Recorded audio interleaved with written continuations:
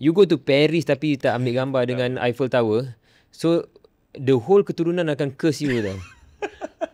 We have to enjoy life because it is very short. Right. So kita kena nak buat, kita dah halang-halang kita jadi usahawan ni, kita buatlah benda yang kita suka nak buat. Makes So sense. we know the product better than anyone else because we give birth to that product.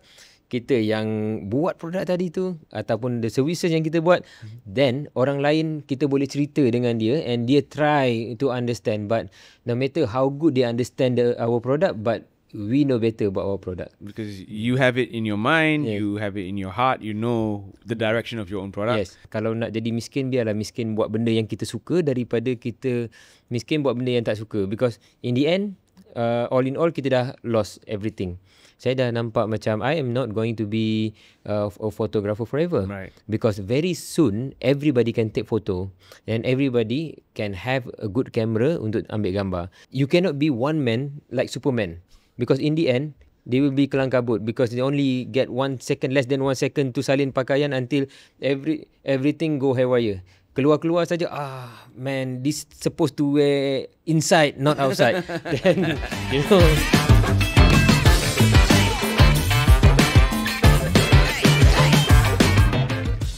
Assalamualaikum and welcome back to We Hear You. Thank you for staying with us. It's been great to have all your support, over 3.4 million views across all platforms. So thank you for staying with us on Facebook, YouTube, and of course also on Spotify.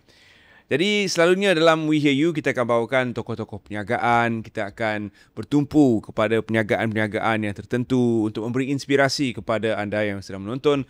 Semoga anda juga tertarik untuk memulakan perniagaan sendiri ataupun menjawab beberapa soalan berkaitan dengan perniagaan anda yang masih muskil dan sebagainya. Tapi kali ini kita bawakan seorang tokoh yang pasti menginspirasikan anda semua. It's a journey of passion, purpose and impact, and we bring you the original, the OG event photographer, the man himself, Tuan Haji Saiful Nang. How are you, sir? Terima kasih. Alhamdulillah semuanya okey. Tapi sebenarnya dia dah ex-event photographer. Ex-event photographer. Mantan. The OG lah. Ya. Yang memulakan segala-galanya. Sebab tanpa anda, tak adalah industri fotografi seperti mana yang kita lihat sekarang ni. Maybe we can go back a bit to those early days kan. What made you take up the camera and become an event photographer? Okay, at first masa mula-mula dulu kita sebenarnya saya dulu bermula sebagai seorang pensyarah di Lim Kok Wing University. Kita mengajar, tetapi masa tu ada passion dalam fotografi dan rasa macam tapi kita try a few other businesses before. Then try and fail because the motivation why we tried that business because of what we saw other people they involved in that business and they managed to have their own good life, then we inspired. Then rasa macam okay, kalau dia boleh buat then I think I should do. Tapi bila kita buat, kita tidak ada motivation yang sama dengan dia. Motivation dia, kita tak tahu motivation dia macam mana, tapi kita take motivation kita adalah nak jadi macam dia. Tapi didn't happen. Fail couple of time, then sampai rasanya macam until one point in life, saya rasa macam the lowest point in life, which I lost everything, including most of the people around me. Then saya rasa macam kalau nak jadi miskin, biarlah miskin buat benda yang kita suka daripada kita miskin buat benda yang tak suka. Because in the end, all in all, kita dah lost everything. So I started to pick up photography masa tu. Because it's something that dia betul-betul datang daripada hati. I like photography and I want to create something new in photography. Then I didn't mind nak start daripada mana. Masa tu lah I started to pick up something yang the area that I think a lot of people feel like not so professional. Jadi wedding photographer. Then I started to be wedding photographer masa tu. Because back then that profession tak wujud ataupun hanya dilakukan oleh kaum keluarga. So dia bukanlah satu industri, tapi melihat kepada bagaimana ia berkembang sekarang dan ramainya juru gambar profesional, sudah pasti Tuan Haji begitu berasa bangga dengan apa yang Tuan Haji mulakan satu ketika dulu. And the interesting thing about you is you are dyslexic and you're not shy about it. Tell us about your struggles with dyslexia in your early days. Okay, macam mana boleh okay, this is a good question because jadi orang kampung, my parents sendiri pun tak tahu saya dyslexia. Saya sendiri pun tak tahu dyslexia. So, I always think I am just like any others. Jadi, kita tak fikir yang kita ni berbeza dan perlu ada satu special treatment. Kalau belajar tak bagus tu, always my parents akan cakap is because kerana kau yang tak cukup berusaha, jadi kita kena usaha lebih daripada orang lain. So at my age 25, masa tu baru kita involve dengan satu NGO, Pusat Disleksia. Masa tu Pusat Disleksia Seremban Negeri Sembilan, if I'm not mistaken. Kita bagi photography workshop for free for them. Lepas tu tengok, dyslexia ni apa kan? Dia cakap, apa ni pusat dyslexia? Then dia cakap, dyslexia ni macam ni, macam ni, macam ni. Then bila dia explain what dyslexia is all about, then saya rasa macam, macam look at the mirror lah. Then saya rasa macam, I used to be like them. Jadi kita pun rasa macam, tak adalah scientifically kita kena pergi ke doktor untuk test whether you are dyslexic or not. Tapi kalau macam tulis terbalik dulu, I can perfectly tulis terbalik, mirror image. Then banyak berangan, banyak alphabets tu paling susah. It's our enemy, alphabet. I don't like alphabet. That's why kita lambat nak belajar membaca. Dan banyak lagi lah karakter-karakter sebagai seorang dyslexic. Jadi cara macam mana nak mengatasi ni adalah tak tahu. Bila tak tahu, kita rasa macam I'm normal dan my parents pun tak bagi apa-apa special treatment. Jadi kalau kata saya nak berjaya, so I have to work hard. Mungkin orang lain dia cuma perlu belajar lebih kurang saja pun dia dah boleh achieve apa yang saya dapat dengan belajar sepenuh-penuh hati. Tapi that was the fate lah. And look at you now. You are proud owner of 2 amazing businesses, and you also run a foundation. And on top of that, you are going to be planning something groundbreaking with AI, which we will share a little bit about in this podcast maybe. So ingin kita dapat sedikit maklumat berkaitan dengan bagaimana fotografi itu, walaupun perniagaan pertama, boleh menginspirasi Tuan Haji untuk pergi lebih jauh dan kini mempunyai media house sendiri, juga mempunyai bukan travel agency tapi travel experience sendiri yang merupakan Raycation. Bagaimana fotografi itu menjadi asas kepada bukan angan-angan semata-mata. Ini adalah objektif dan hala tuju Tuan Haji untuk pergi lebih jauh. Okay, dalam fotografi ni macam ramai orang perceive fotografi ni sebagai satu profession. Tapi pada saya dia adalah satu necessities dan dia satu kemahiran wajib yang perlu ada pada semua usahawan. Contohnya kalau kata usahawan tu tidak ada kemahiran dalam fotografi ataupun video, they have to keep themselves asking for other people to do all those things professional untuk mereka. Tapi dealing with, you are the business owner, then you have to tell the story about your product dengan orang lain yang tak tahu apa-apa dan dia try nak menghayati your business. Jadi dia tak akan sama. So dulu probably orang memerlukan gambar-gambar produk tu setahun sekali. Tetapi kali ini dalam dunia digital hari ini, gambar yang hari ini kita paparkan produk kita, besok gambar itu dah expired dan we have to come up with fresh new pictures.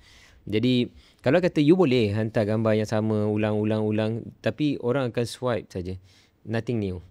Jadi ni yang saya lihat bahawa daripada mula in year 2004 masa saya started fotografi, saya dah nampak macam I am not going to be a photographer forever. Right. Because very soon everybody can take photo and everybody can have a good camera untuk ambil gambar. Jadi saya pun rasa macam I have to quit from the industry. That's why in 2004 saya start. In 2013, masa tu 2013 or 2014,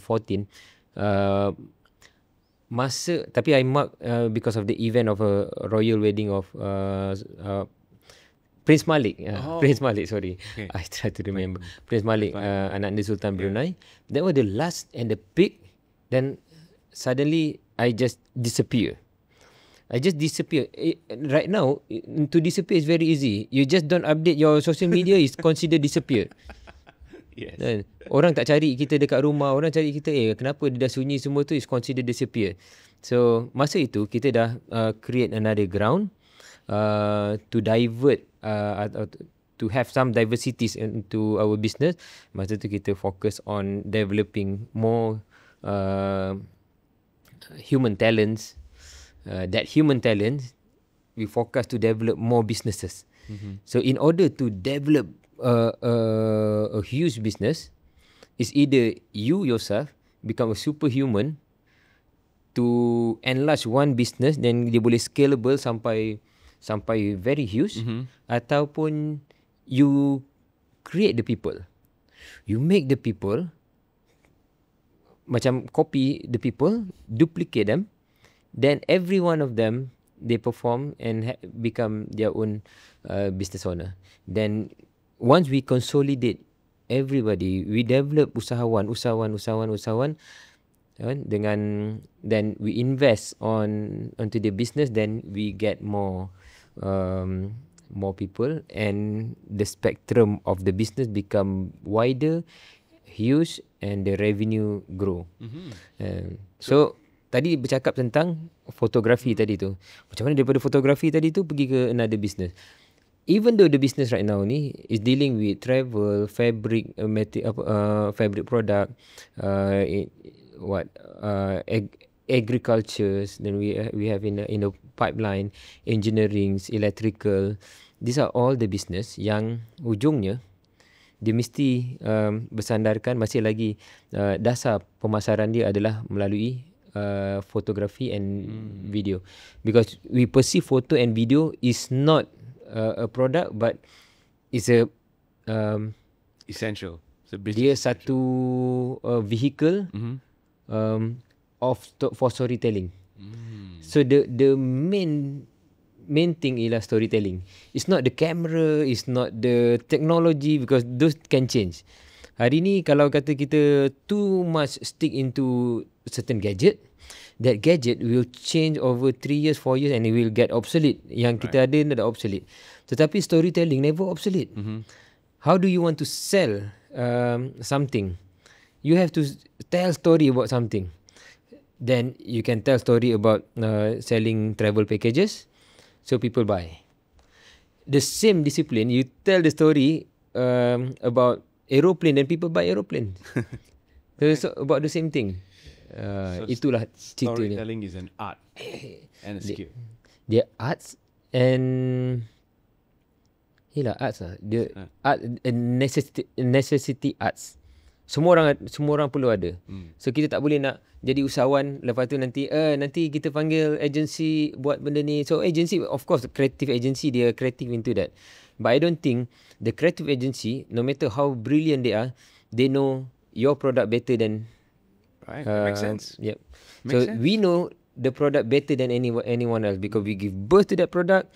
Kita yang buat produk tadi tu, ataupun the services yang kita buat, then orang lain kita boleh cerita dengan dia, and dia try to understand. But no matter how good they understand our product, but we know better about our product. Because you have it in your mind, Yes. you have it in your heart, you know the direction of your own product, Yes. and you're the best person. Jadi all in all, Terence, the business right now, what we do is to develop the people, making more people, the people making more business, and we have kita widen up the spectrum of revenues in multiple industry, because obviously you cannot be one man like Superman, because in the end they will be kelang kabut, because they only get 1 second, less than 1 second to salin pakaian until everything go haywire.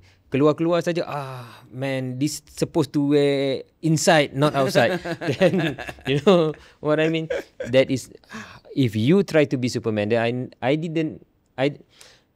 tried to be Superman before. Then that was what happened. Then kita ni patah balik ke belakang. Saya macam okay, I think it is wrong.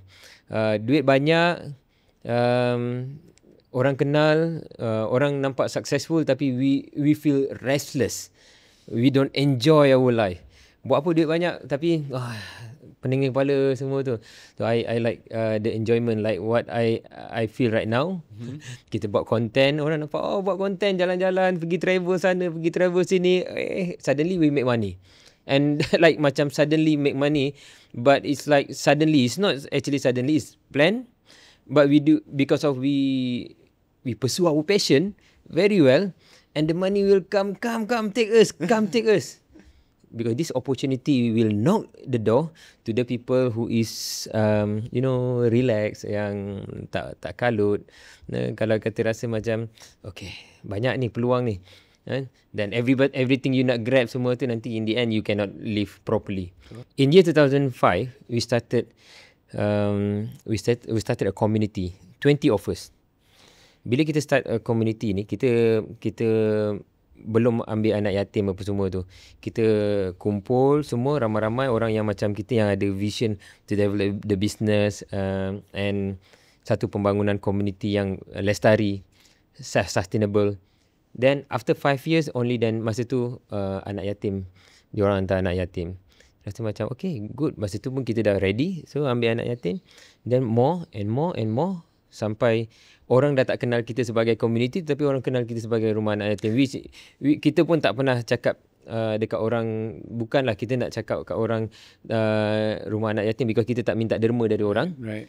Tapi kita create a community which the community tadi tu boleh jaga anak yatim dan boleh develop anak yatim ni jadi entrepreneur. Wow.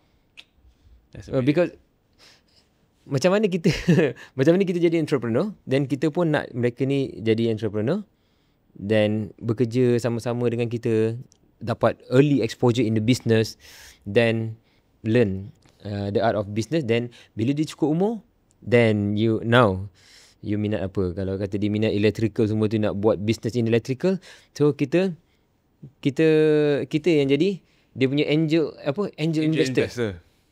Kita invest in the idea, kita repair some of the idea according to kita punya vision yang mungkin mereka yang baru tak nampak.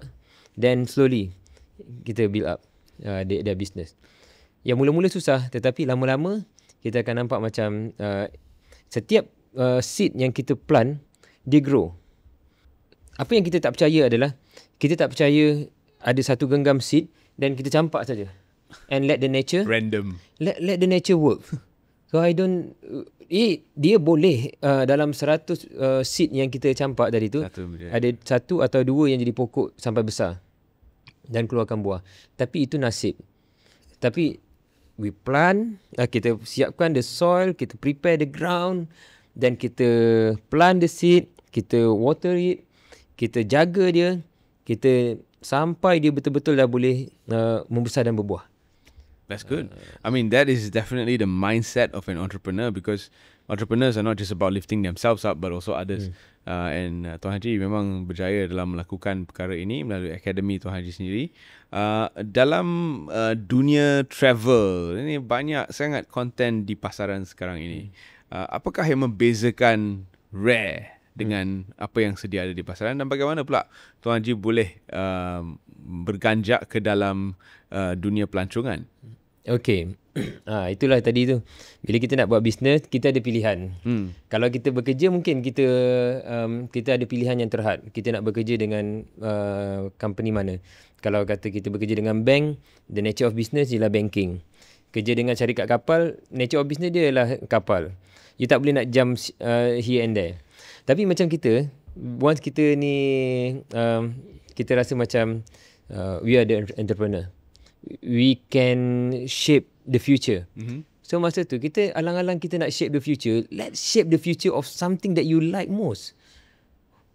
Jadi I like food and I like travel.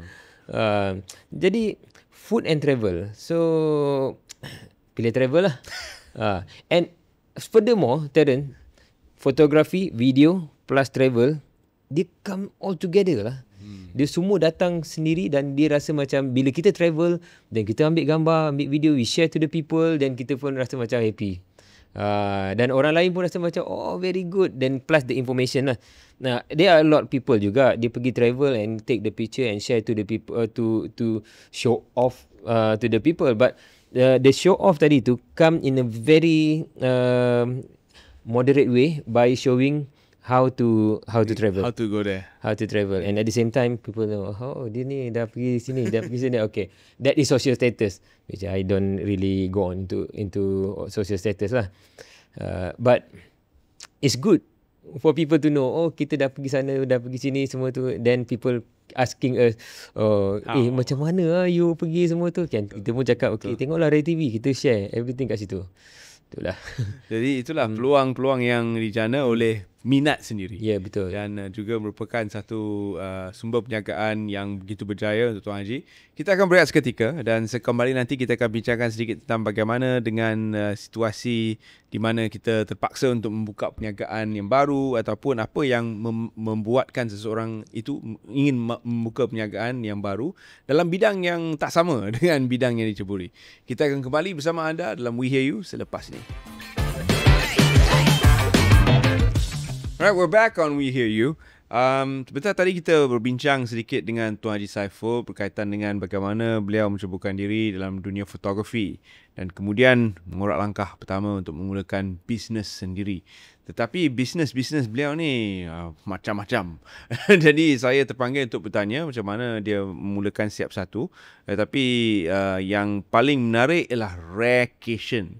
Percutian-percutian yang butik, yang direka, yang khusus kepada mereka yang meminati percutian skala kecil. Kita bersama dengan Tuan Haji sekali lagi untuk merungkai apakah Raycation ni. Dia macam percutian ke tempat-tempat unik ke macam mana Raycation?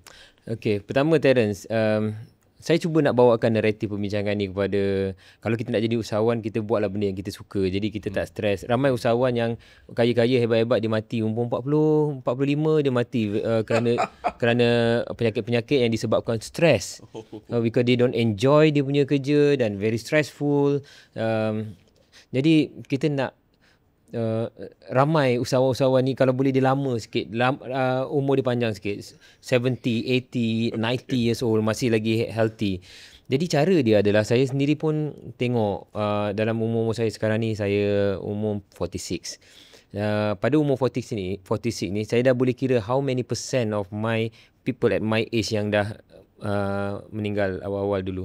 Jadi kita bila kaji dia punya pathway, most of them adalah those people in the business dan rasa macam kesian. So kita nak, before we have to enjoy life because it is very short. Right. So kita kena nak buat, kita dah halang-halang kita jadi usahawan ni, kita buatlah benda yang kita suka nak buat. Jadi daripada fotografi, masa tadi saya cerita saya nak quit dekat tempat yang tiba-tiba tengah talk, tengah ambil royal wedding semua tu and suddenly disappear. Walaupun adalah orang ejek cakap kata, dah lingkup lah tu, dah tak ada job lah tu, semua tu. For me it's okay. Then we just put ourselves very silent and kita buat kerja lain. Masa tu kita dah start, even before that, kita dah start buat photography workshop outside Malaysia. Kita pergi ke India, kita pergi ke China, pergi ke Cambodia, ada yang dekat-dekat, dan kita masa tu tak berani lagi nak pergi jauh-jauh. Jadi kita rasa macam kita enjoy. Kita buat workshop, dah lama kita buat workshop dekat Puchong, our office. Lepas tu rasa macam tak ada, nothing new lah. Okay, why not kita buat workshop yang sama tapi bawa pergi travel. Dan kita travel and belajar fotografi. And tak sangka penuh. Dan lepas penuh tu nanti kita buat lagi. Penuh lagi. Buat lagi. Penuh lagi. Dan begitulah sampai mula-mula dari ramai orang yang pergi trip tadi tu, bawa kamera nak belajar fotografi, makin lama makin ini kelas fotografi sambil travel. Tetapi makin lama makin orang tak bawa kamera. Jadi kita pun tanya, macam mana saya nak ajar? Kata saya bukannya nak belajar ambil gambar sangat. Saya suka tempat saya punang bawa kita ke mana. Pasal kita tengok gambar-gambar orang lain semua tu, tempat-tempat ni bukannya turistik. dari situ bermulanya vacation. Oh, because of kita ni sebagai photographer, our eye is different. Kita punya mata tak suka benda yang commercial. Contohnya macam you pergi satu tempat, contohnya pergi Istanbul, then mesti pergi ke Grand Bazaar, then mesti pergi ke this market, certain market lah. Then kita rasa macam okay, kita tak nak yang ni, then kita pergi cari dekat kampung-kampung yang mana tempat yang the local market, yang mana they can buy the carpet much cheaper than those in the Grand Bazaar. Then kita pergi ke kampung-kampung, then kita ambil gambar. Kita suka macam tu. Tak ambil gambar yang ada apa Masjid Hagia Sophia ke apa semua tu, tak apalah, tapi kita boleh dapat tempat yang lain. Tapi of course lah sekarang ni bila kita try to meet in the middle, yang mainstream ni pun kita ambil jugalah. Contoh macam you go to Paris tapi dia tak ambil gambar dengan Eiffel Tower, so the whole keturunan akan curse you tau. Kita pergi jugalah just to celebrate the norms. Tapi lepas daripada tu kita bawa pergi ke tempat-tempat yang dekat the outskirt of France, yang people travel by perahu dekat kampung tadi tu. It's like water village, floating, semua tu. Rasa macam wow, this place is fantastic. Jadi tak berapa nak ada pelancong sangat, because it's not touristic. Jadi bila kita ambil gambar, tak ramai orang yang interframe. We can get the, orang kata tu, sebagai photographer, sebagai content creator ni, kita akan nampak this is what I want. Then eventually we are not alone. Ramai orang pun yang, especially yang travel pergi mana? Eiffel Tower, Disneyland, shopping. Travel Eiffel Tower, Disneyland, shopping. Kalau China, Beijing. Kalau pergi China, pergi Beijing, Forbidden City, Olympic Stadium, then shopping. Then where else? The whole tempat tu besar. Tapi kenapa kita pergi kat tempat-tempat tu juga? The choice nak pergi mana tu is depend on us. Correct. Okay, itulah yang kita start buat vacation. Bila kita buat, betul, of course lah. Bila kita buat tempat cantik-cantik ni, yang rare ni, ambil lah gambar, because you are a photographer. We tell the story about the place. Ambil gambar, semua tu orang balik, orang tengok. Oh, kenapa aku pergi Switzerland many time tapi tak pernah pergi tempat ni. Okay. So that happened in 2015. I think from the statistic yang saya baca pada ketika itu, more than 1,000 travel company gulung tikar. Yes. Because the pattern of people travel by travel agency sangat menurun. Yes. Tapi masa tu kita start establish our company. Wow. And in less than a year, we become trending number 1 in Facebook. Then in 2020 kita dapat, before 2020 tu, kita dapat number 1 trending in Google. Then dalam 2021 tu kita champion in YouTube. Jadi these are things yang bila you buat satu benda yang unik, you don't have to worry dalam satu persaingan yang orang ni ramai. We create a new market. Totally new market. Dan masa tu baru orang start kenal. Saya pun sendiri macam, kita nak cakap apa pasal kita punya company travel ni. So kita pun cakap it's a boutique travel experience. Small number of people. Masa tu pun saya pun travel. Saya pun rasa macam tak enjoy tau. Kita pun sendiri pergi travel dengan agency, dan kita tak enjoy. Satu bus pergi semua satu tempat. Okay, turun semua, makan. Habis makan semua, okay, naik bas balik. Lepas tu okay, kita pergi this monument. Sampai monument, okay, turun semua, beratur, chop tiket semua tu. Nanti sampai, okay, kita jumpa lagi 1 hour, dan 1 hour finish. Lepas tu, then every day like that. Okay, jadi kita tak ada, we don't really discover the place. Kita cuma pergi ke tempat yang ditentukan bila, kat mana kita nak pergi tadi tu, and it's not enjoyable for them. Most of important thing adalah dia bawa pergi tempat monument semua tu tak penting for them. Hujungnya dia akan bawa pergi tempat shopping. Yeah. Which tempat shopping tu kecing.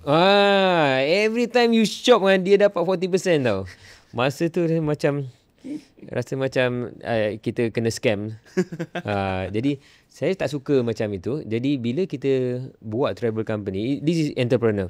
Entrepreneur mesti kena respond dengan apa cara, macam mana kita tak suka benda tu dan macam mana nak buat solution.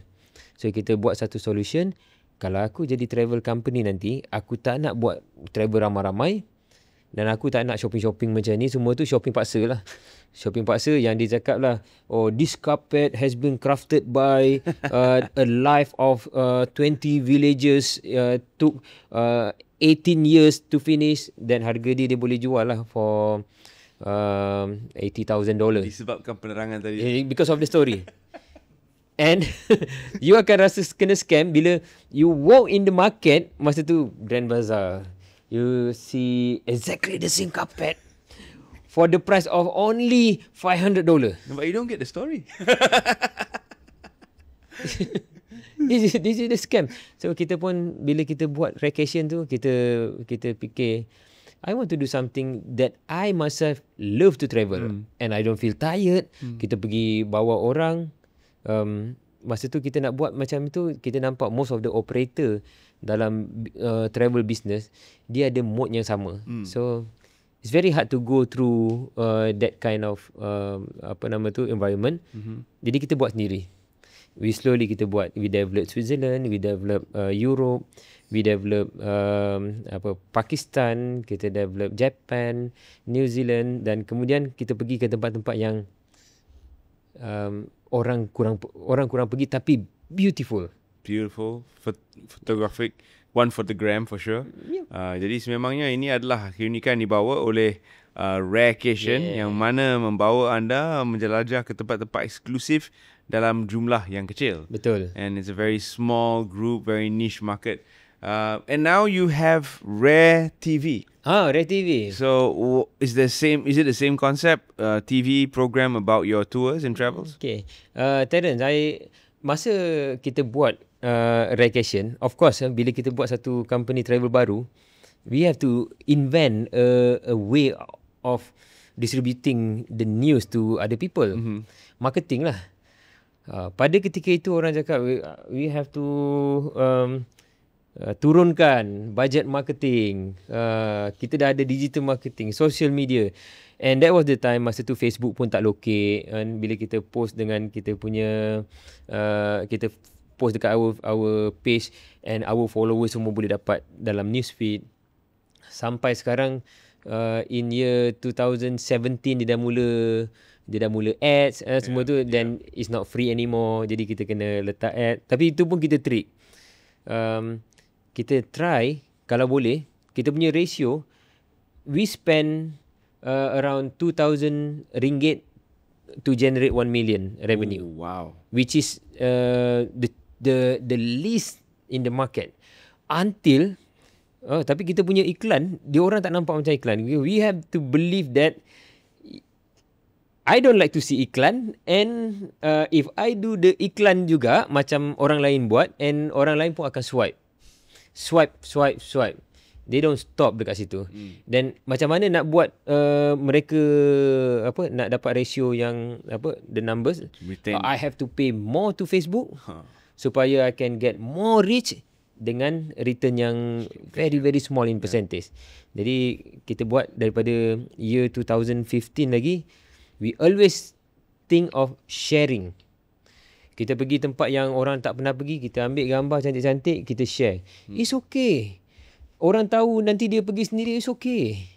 Kadang-kadang orang cakap, kita rahsiakan tempat ni supaya kita saja pergi. It's an open world, people can Google and sampailah. So kita cuma permudahkan orang, dia tahu the keyword, dia tahu location kat mana, dan certain tips. Kita tak payah iklan. We just put inside the Facebook kan, then orang yang share. Then we have 1,000 people share every post yang kita. So kita tak payah nak spend on advertisement. Facebook and YouTube. Yeah, itu dulu Facebook dulu. That's why kita boleh dapat trend number 1 travel company in Facebook in around 2016, 1 year after kita start. Then dalam macam Google for you to be on top tu, I don't like pergi search nanti dekat atas dia ada tulis sponsored apa nama tu? Sponsored ads. Yeah. So yang tu saya tahu you are there not because you are good. You are there because you pay. So saya pergi yang bawah. So bila saya sendiri nature saya macam tu, so I hope I try to work around that. So dekat dalam website kita, we keep on giving content. Then we share. Then traffic to the website banyak. Then kita punya search engine punya ranking tadi tu tinggi. What do you call it? Unique search, right? Yes, the SEO optimized at maximum level. Okay, masa itu people is talking about zero cost marketing. Saya rasa I done it. Okay, gitu, zero cost marketing, but not good enough yet until we go into YouTube. Dan bila kita go into YouTube, masa tu kita dah lama nak pergi buat YouTube. Kita dah start our YouTube in 2017. We start buat travelog semua tu. Dan kita rasa macam ini boleh viral, tapi tak viral. Dan kita rasa macam nak give up jugalah. Tapi the only thing the chances happen masa lockdown. Masa lockdown semua yang kita record semua tu, okay lah, this is the time for us to edit. Nak travel dah tak boleh. Kita edit video tu masuk dekat dalam tu sambil-sambil nak healing kata bila lah nak boleh travel balik kan. Then people watch. Bila orang dah tengok, okay, next bila dah buka je gate, the first thing that we do ialah, okay, tak apa, kena PCR lah semua. Kita nak pergi travel. Okay, then travel balik kena quarantine. Okay, tak apa, yang penting boleh travel. Okay, so bila kita travel masa tu, kita pun buat content. And that content mula-mula kita buat bila kita share. Tadi kita share writing, gambar, video sikit dekat Facebook. Tapi bila kita share in video, dia lebih, orang rasa macam lebih very close to us. Dan kita guna phone je. Then we even teach people how to market your business dengan phone. Dalam Saiful Academy. So, dan kita eventually kita buat, okay guys, kita sekarang ni berada dekat mana-mana, sini, sekian. Kita record ourselves dengan macam ni lah. Contoh macam, okay guys, kita berada sekarang ni bersama Terence Das di SME Bank. Okay, kita nak bawa Terence Das lepas ni pergi Switzerland. Okay, let's go. Okay. Dia macam tu je. Tapi masa tu kita rasa macam I want to cut cost benda ni. Tak nak pergi mana-mana siap bawa kru ke apa semua tu. Kita yang travel, kita yang jadi kru, kita yang shoot, kita yang nanti edit. That's your unique selling point. Because we like to do it. Because we enjoy doing it. Lepas tu bila kita eventually benda tu, dia satu perkara yang menarik adalah, contohnya when I talk to the camera like this, then antara saya dengan audience nanti, dia ada satu layer iaitu cameraman. Right. Tapi bila saya bercakap macam tadi tu depan kamera, antara saya dengan audience tak ada filter. So dia betul-betul rasa macam I grab your neck and I talk to you like this. Macam tu. Dengar ni, aku nak cakap ni macam ni. Okay, eventually it turned up very well after that. Then zero cost marketing become so yesterday. Then we venture into negative cost marketing.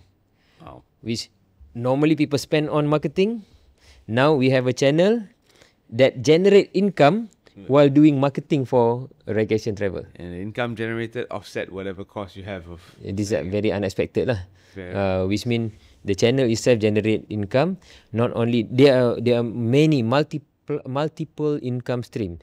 Kalau nak harap pada apa yang YouTube bayar saja, I don't think cukup lah nak bayar gaji orang kan. Bayar gaji editor semua tu. Dan kita kena we create our own product. And now I'm very proud pakai our own branding. Our own, kalau kata kita cuma tak buat kasut lagi, kalau tak kasut pun saya pakai our own brand. I'm not branded kind of people, beli yang branded semua, tapi I am proud to use our own brand. Wow. Baju kat dalam ni pun semua. Wow, that's a complete merch store right there at your disposal. So anda boleh lihat potensi dan peluang yang menjadi dikecapi oleh Tuan Haji Saiful. bukan kerana beliau mempunyai banyak capital. Beliau sendiri pun pernah mengaku bahawa menggunakan banyak dana sendiri untuk Tak banyak memulakan. capital, Terrence. Tak banyak, Tak tapi banyak. semua dana sendiri. So semua apa yang kita buat, kalau kata the first thing business yang kita buat fotografi tu, masa tu I have only RM90 in my pocket. Tanpa ibu dan ayah yang kaya. Girlfriend pun dah lari semua. Girlfriend kaya pun dah tak ada. Girlfriend yang ada pun tak kaya. Girlfriend tak ada. Yang ada pun dah lari juga. Jadi tinggal Yourself. Myself and RM90 dalam pocket. And masa tu kita kayuh fotografi.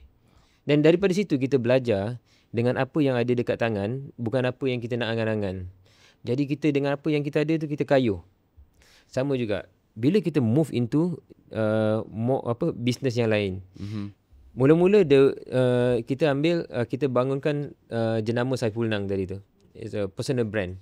Jadi bila kita buka Candid Syndrome, fotografi punya company, then kita guna momentum daripada brand Saiful Nang tadi tu dalam Candid Syndrome. Then now dah ada Candid Syndrome and Saiful Nang.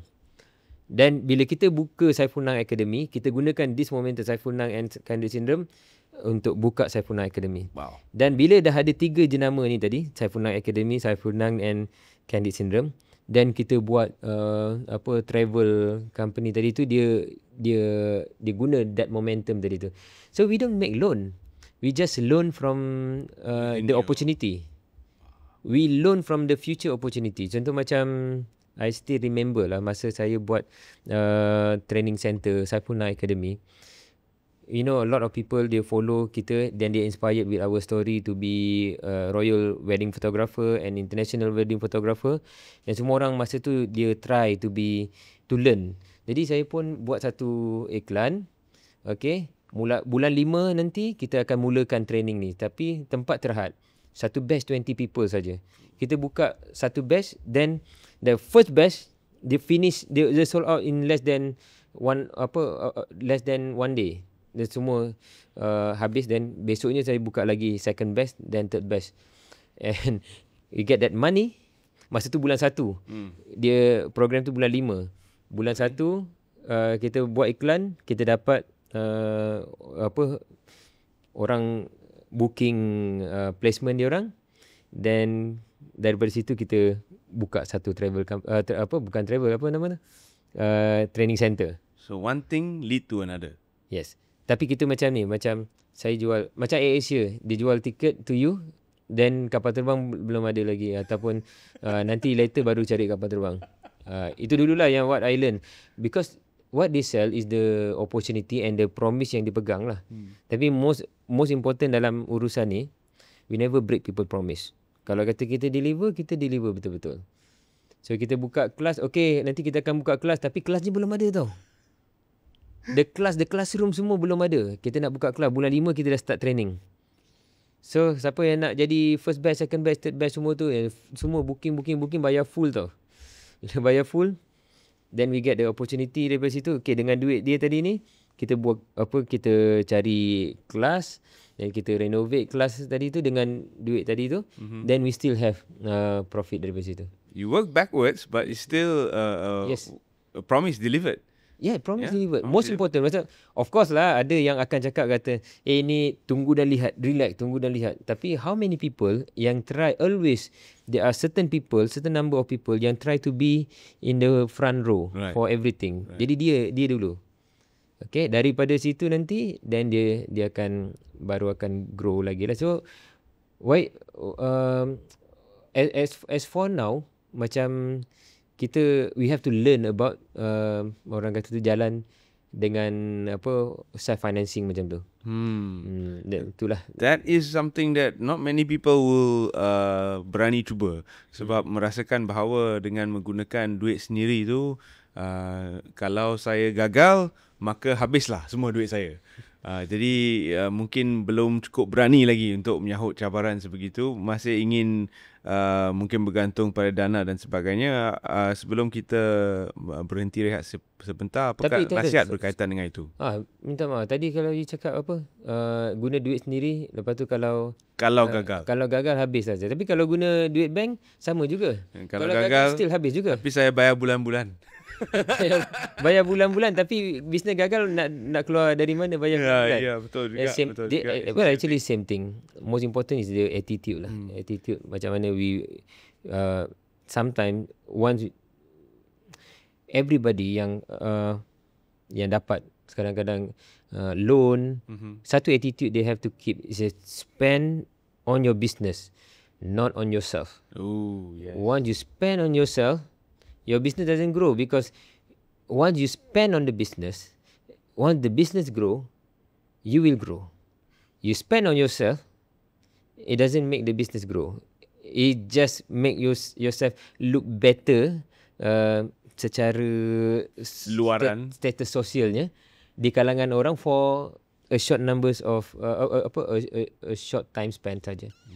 Lepas pada tu kereta dah kena tarik, rumah tadi dah kena tarik, lifestyle, lepas balik pergi travel semua ambil gambar cantik-cantik semua tu, balik dah kena bayar credit card. Painful lessons you can avoid if you listen to this conversation. Dan semoga perbualan kita setakat ni banyak menginspirasi anda juga. Kita akan berehat seketika. Sekembali nanti kita ada satu segmen yang mana kita akan bercerita tentang yayasan yang baru saja ditubuhkan oleh Tuan Haji, dan juga perancangan Tuan Haji bergerak ke hadapan menggunakan AI untuk mengubah cara kita travel. Jadi jangan ke mana-mana, terus bersama kami dalam We Hear You. Kembali bersama kami dalam We Hear You, dan setakat ni kita banyak merungkai tentang cara-cara Tuan Haji Saiful bergiat dalam dunia perniagaan. Pelbagai jenis perniagaan diceburi dan ada satu semangat jitu Tuan Haji untuk berjaya. Jadi kita ingin tahu apakah juga sumbangan Tuan Haji kepada masyarakat. Tuan Haji ada satu yayasan yang saya rasa ramai tak tahu. Jadi kita nak kupas sikit tentang yayasan Tuan Haji. Apakah tujuan utama Tuan Haji menubuhkan yayasan itu? Dan saya difahamkan yayasan ini bukannya baru, tapi ditubuhkan serentak dengan perniagaan-perniagaan Tuan Haji yang lain. Okey, dari segi sejarah ya, Terence. Dulu kita this 20 of us, dia ada 20. Sebenarnya 200. Tapi dalam 200 tadi tu, bila time okay, let's go and do it, tinggal 20. Okay. So 180 dia suka datang meeting, dia suka makan mihun, then after that bila kita nak buat and put in the execution, tinggal 20 people. Okay. That's quite normal lah. So right now is you boleh harap 10% daripada apa-apa siapa yang bercakap tu, 10% only. Okay, so pada ketika itulah, earlier days, masa tu kita used to be involved in dengan research center untuk Islam Hadari. Pak Lah masa tu. Then by the time dia dah nak siap dah, bila nak go into execution, Pak Lah pula resign. Then Pak Lah resign, then the whole thing dia tak proceed. Jadi kita pula rasa macam I think this is too good untuk dibiarkan saja begitu. So then we started to do it on our own. These 20 people yang remain tadi tu, kita terus buat using our own money, our own pocket money, our own asset yang mana ada semua tu. Then initiated by the idea tu datang daripada Dr. Mas Juki, one of these 20 people ni. Then kita pun rasa macam why not we give a go on this, because rugilah, because kita dah buat research tu, such a good community development program, then terus kita buat. Masa tu kita buat slowly.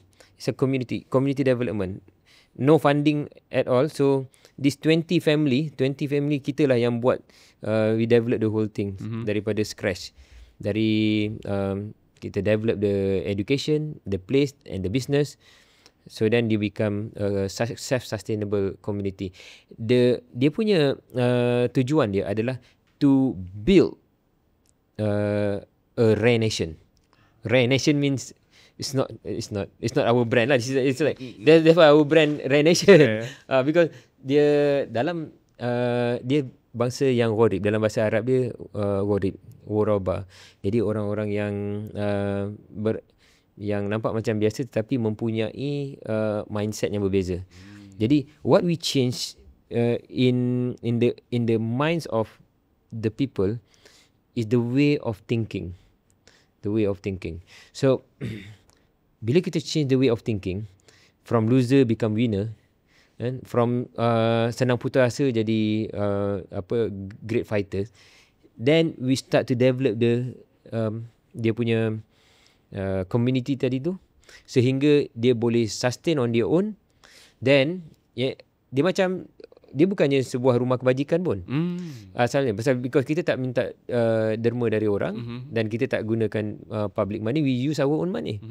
Tetapi after 5 years lebih kurang, dah start orang hantar anak yatim semua tu. Dan bila dah hantar anak yatim, kita rasa macam anak yatim kalau yang elok-elok, yang muka comel, cute, semua baby-baby semua tu orang dah ambil. Yang dapat kat kita ni yang level-level yang unwanted, yang dah masuk sekolah jahat, dah masuk sekolah jahat, dah masuk balai, dah masuk kena tangkap dengan polis apa semua ni. Ini yang datang surrender kat kita. But we always think like this. To be a great entrepreneur and to be a great penyamun, both of it, dia mesti kena ada, number one, intelligence, then number two, courage, keberanian dan kebijaksanaan. You cakap penyamun tak bijak, macam mana dia bijak? Kita now we are in the bank. So kalau kata bank ini boleh disamun oleh satu orang penyamun, maknanya penyamun itu lebih bijak dari bank ini. Itu contoh. Ataupun terlalu berani lah. Terlalu berani, atau dia must have both. Must have both. Dia kalau berani saja pun dia belum tentu dia berjaya lah. Tapi provided dia berjaya masuk dan keluar dengan selamat, tak ditangkap lah.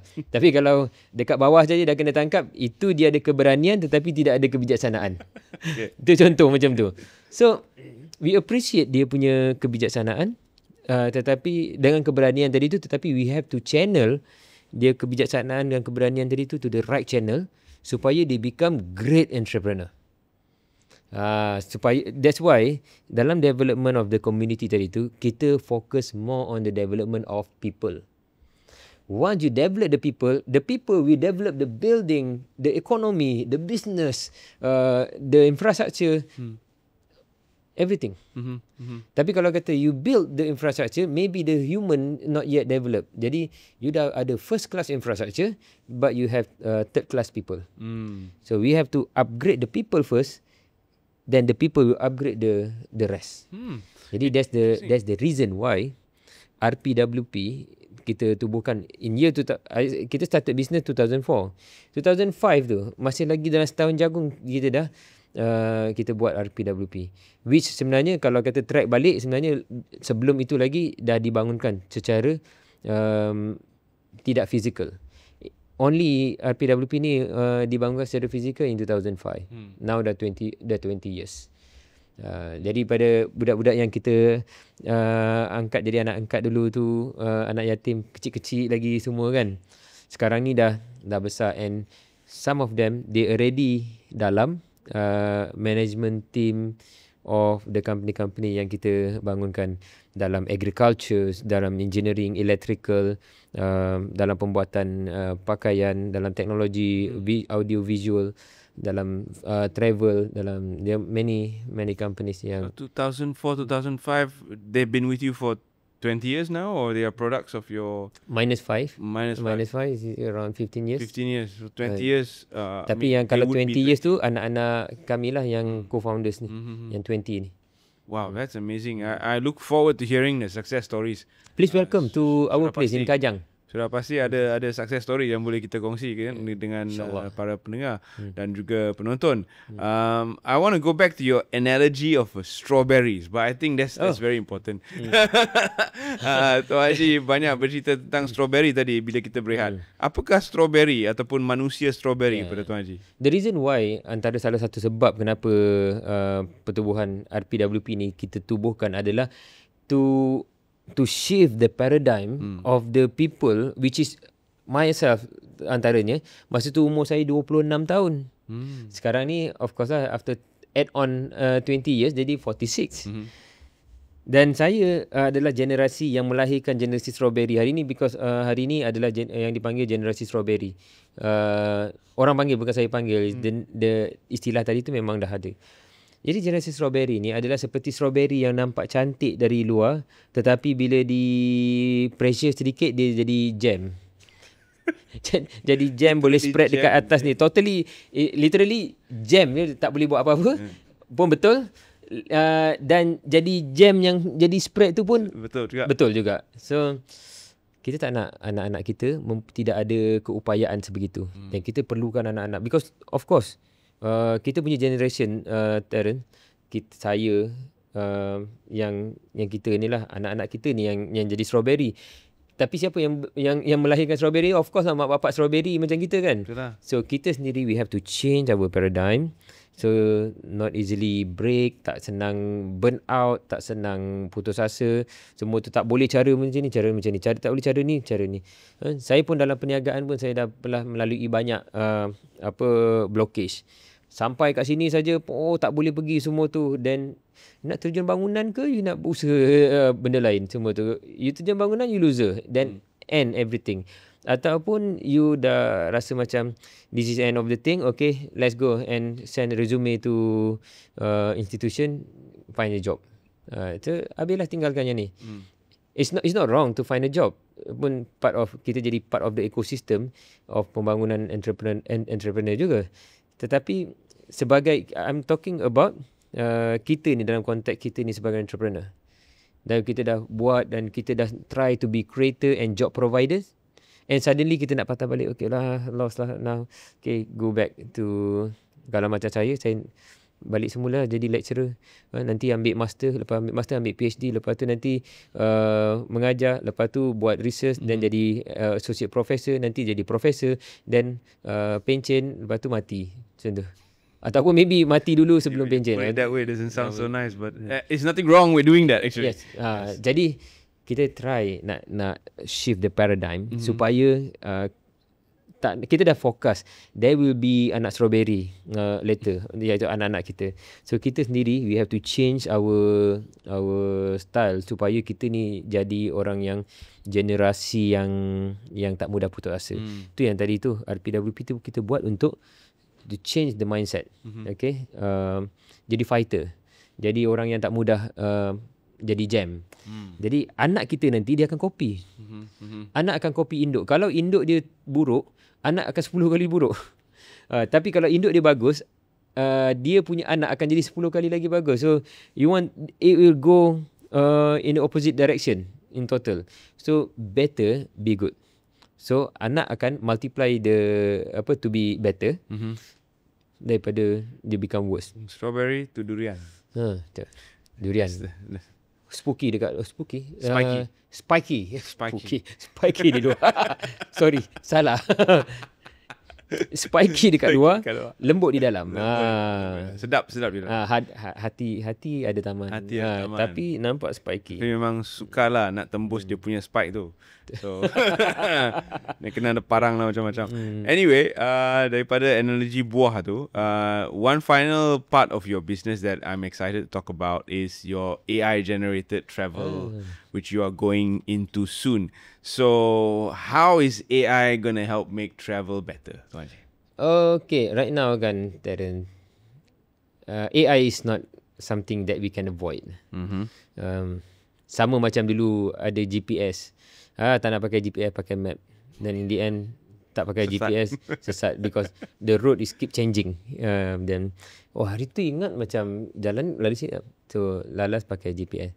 So, kalau kita nak oppose the AI, ataupun kita nak embrace the AI, so better embrace daripada kita oppose, dan benda tu tak boleh nak resist. So, what we do is try to simplify kita punya workflow dengan AI. So banyak bagus juga ada AI. Sekurang-kurangnya ada banyak kerja-kerja yang boleh dipermudahkan. Then we spend more on the person yang govern that AI tadi tu. Jadi contohnya macam hari ni kita in our plan, in the pipeline, kita try untuk keluarkan, kita dah ada in the pipeline sekarang ni an international magazine. Dia jadi international because of the content itself. Dan magazine ni free. Tetapi kita ada some revenue stream yang kita boleh buat. Of course lah dulu kalau buat magazine mesti fikir mesti kena hidup dengan ads, which is we no longer into that. Dan mesti dengan circulation subscription, which is right now people can read for free. Yes. Why buy? Why they want to buy? So what we do, kita buat online magazine. Tapi online magazine tadi kita buat satu, tetapi translated dengan AI. Translate dengan AI ni dia akan translate by context rather than they literally translate. Kalau kata dulu kita translate je terus tiba-tiba je ayat jadi pelik. Semua tu. So zaman Google itu zaman dulu, 1.0 zaman Google lah. Translate. So right now kita dah ada benda tu. So kita tak payah nak hire, okay, kita buka the magazine in Indonesia, then we have to have a Indonesian office, kita ada physical distribution, dan content tadi tu dia boleh berubah dengan AI. Dan kita cuma tengok human just to see sama ada nak humanize a little bit. Sometimes to humanize the AI ni just to put a little error in certain to perfect things. Then a little error yang menyebabkan this is human. So because human organically making mistakes. Right. Or not so perfect, and sometimes we can put some emotion dekat dalam tu, which is AI. How good the AI is, the emotion is AI emotion. So this I think what we can do. There are more things yang kita akan embrace juga dalam future business kita dengan menggunakan AI tadi tu to further reduce our our expenditure and widen up the profit margin, and kita boleh leverage the profit to more people. Bukannya right now zaman kita embrace high performers. So in our companies kita suka bayar gaji pada orang lagi banyak lagi bagus. Sebab tetapi based on performance. Of course. They make more, they get more. They don't make they make less, they get less. So yang get less ni nanti lama-lama dia tired, rasa macam okay, I leave the company. So pergi cari company yang memang dah ada satu fixed income. You malas ke kaki ponting ke semua you dapat same income. Ujung-ujung tahun nanti dia akan buat appreciation ke ataupun review on performance, baru naik ke ataupun turun ataupun tak continue contract. So macam kita suka. It's like embrace gig gig era. Jadi gig generation. Dia buat kerja, dia decide this month I want to earn 20,000 ringgit. This month I want to earn 10,000 ringgit. Nanti dia akan buat dia punya plan. Semua tu. Once dia buat dia plan, nanti kita okay, let's work the plan. Tengok, kadang-kadang tersasar sikit ataupun terlebih. Just we like to pay salary dengan cara yang macam itulah. So kita leveragekan the income to the people yang betul-betul deserve to have it. That's amazing. I mean, that's a great way of thinking about business. And saya rasa anda terinspirasi dengan cara Tuan Haji berfikir. Lain luar daripada kotak. Dan saya nak tarik balik perbincangan ini sedikit kepada awal tadi, di mana Tuan Haji bermula sebagai seorang freelancer, photographer. What's your message to all those of us? I started as a freelancer as well. A lot of our fellow freelancers out there who are watching this program right now, mereka pun mungkin photographer, mungkin DJ, mungkin mereka adalah usherer yang bawa dulang, gadis-gadis dulang. Gadis-gadis. Semua tu freelancer. Mungkin mereka sekarang ni tengah tercari-cari apakah cara hidup yang sesuai, jalan hidup yang menuju ke arah sesuatu yang lebih tetap, yang akan memberi pulangan yang baik untuk diri dan keluarga mereka. What's your final word to your fellow freelancers yang sekarang ni sedang menonton? Okay, saudara semua. Saudara. Okay, kepada semua yang freelance ataupun yang sedang nak build up career ataupun nak jadi entrepreneur, pesanan saya simple. Just enjoy. Buat apa yang kita suka. Yang suka dan halal. Ada juga kadang-kadang kita suka tapi tak halal. Jadi suka dan halal dan kita will be good at it, then once you be good at it, then you outperform yourself. Once you outperform yourself, of course lah, the money will run to you. And come, take me. Macam tu lah. And then, once the money run to you, number 2, please live in a very own lifestyle. You tak payah nak live dengan perception orang. Kejayaan ni tidak diukur kepada berapa cc kereta kita, ataupun berapa mahal kereta kita, ataupun pakaian kita jenama apa, ataupun handbag apa. That one only for those yang tak deserve in that lifestyle, that try to make themselves look like in that particular clan. So pada saya, you tak payah prove to other people that you kaya ke, you berjaya ke apa semua tu. Yang penting you enjoy your life. Lepas tu you have good quality of life. Tak stress because bila stress, okay, let's do something else. Buat benda lain semua tu. Yang ni kita dah bagi develop people to do it. Then okay, let's do something else. Oh, kalau tak ada orang nak develop tak ada orang yang nak jalan ni, okay, evolve lah, do something else. In the end, business pun macam manusia juga. Dia akan hidup mula dan dia akan mati pada satu ketika, sama ada dia akan umur dia panjang atau dia umur dia pendek. So don't feel like belonging sangat, rasa macam too sentimental dengan satu business. If the business doesn't go anymore, just leave it and get your life. Teruskan, make another thing yang you suka into a good business. Then again, live your at your own shoes. Don't spend to make people impress. Because agree. Yeah, kalau kata ini zaman social media, semua nak kena tunjuk kat orang semua kan. And try to be as normal as possible. Kalau kata nak tunjuk sikit-sikit to inspire people is fine. Some people they use the word inspiring people because there is very thin grey line in between show off then humble brag. Humble brag and inspiring people. But both of it, if you deserve in that lifestyle, then people inspire with you, it's okay. Tapi don't try, contoh macam sekarang lah you baru nak start business semua tu, then you start, okay, let's go and buy big car to impress people and to impress your ex-girlfriend that you just nak sakitkan hati dia kan. Padahal kata, menyesal kau dulu, aku nak kat kau tak nak kat aku. Sekarang ni tengok what car am I driving right now. Kata you tak dapat apa-apa benefit pun dari situ. You sakitkan hati orang, tapi in the end you rasa macam puas saja semua tu. In the end you yang sendiri yang stress bila orang tak tengok, lalu you mati cepat.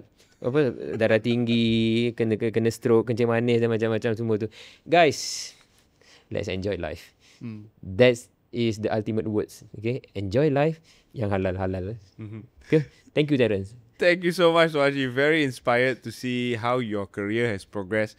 Dan saya rasa ramai di luar sana juga ingin menjadikan Tuan Haji sebagai idola ataupun model untuk memulakan kerjaya anda dan melangkah ke dalam dunia perniagaan. Ini merupakan seorang tokoh yang tidak asing lagi. Dan where can we find you online, Tuan Haji? Any social media links you want to drop right now? Okay, I establish myself in social media. Boleh cari dekat dalam Facebook Saiful Nang. Cari yang ada right now 740,000 followers. That's the main account.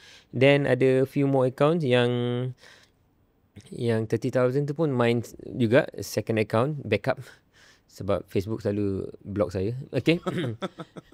And the rest which is not so active tu, maybe fake account by other people, my haters. Welcome haters. You know you made it when you got so many accounts not created by you. So okay. So yang that 740,000 tu worth for you to follow. However, jarang-jarang, kadang-kadang ada sempat kita update.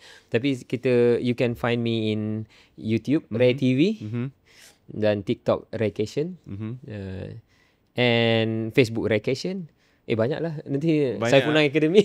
Saiful Nang Academy. So I think if we look for Saiful Nang and Rare Vacations, Raycations, you will definitely find Tuan Haji on social media. kita akan cuba pautkan link lah dekat bawah segmen ini supaya dapat yang betul-betul sahih. Thank you. Thank you very much Tuan Haji for joining us in conversation on We Hear You. Teruskan follow kami di semua platform media sosial kami, di YouTube, di Spotify dan juga di Facebook. Terima kasih kerana terus menyokong kami. Berikan komen-komen di bawah ini supaya kita tahu apakah jenis-jenis tetamu untuk diundang bagi menginspirasikan anda di luar sana. Terima kasih kerana menonton kami. Kita jumpa lagi. Assalamualaikum.